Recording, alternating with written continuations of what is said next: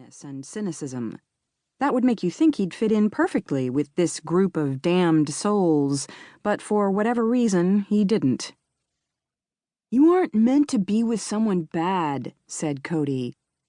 We were all immortal now, but were considered lesser immortals.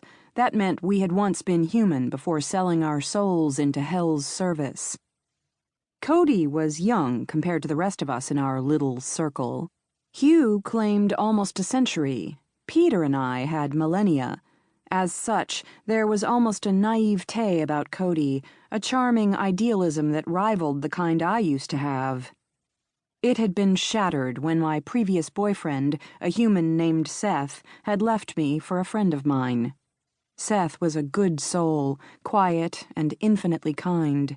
He'd made me believe in better things, like that maybe there was hope for a succubus like me. I'd thought I was in love. No, I had been in love. Even I could admit that. But as a succubus, I brought a dangerous element to any relationship. When I had sex with a guy, or a girl, it worked either way, I stole their life energy, which was the power that fueled every human soul. It kept me alive and sustained my immortal existence. The purer the guy, the more energy I took. The more energy I took, the more I shortened his life. With Dante, I had almost no effect. He had little energy to give, so our sex life was relatively safe, and I therefore sought my fixes from meaningless guys on the side. With Seth?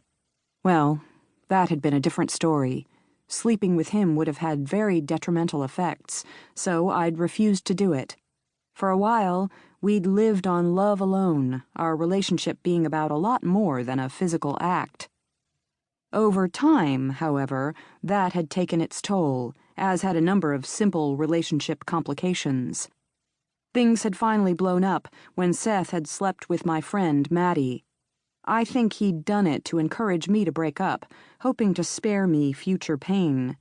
Whatever the initial intent, he and Maddie had actually gone on to establish a fairly serious relationship in the following months. I hadn't taken that very well. "There's no pleasing you guys," I growled, beckoning the waiter for another drink. He ignored me, irritating me further. "You don't like good ones, you don't like bad ones. What the fuck does it take?" A new voice suddenly cut into our circle. "Please tell me we're discussing your romantic hijinks, Georgie. There's nothing I enjoy more." There he was, standing beside our table, my boss, Jerome, archdemon of Seattle and its greater metropolitan area. I glared. I didn't appreciate the mocking tone, or him calling me Georgie. He sat down beside Hugh, and the waiter I'd been trying to summon dashed over immediately. We ordered a new round of drinks. Jerome was clearly in a good mood today, which always made our lives easier. He had on a black designer suit, and his hair was styled exactly the same as John Cusack's had been in a recent TV interview I watched. That probably bears mentioning. Jerome's human body of choice was a clone of John Cusack. Succubi can change shape because that's part of what helps us with seduction.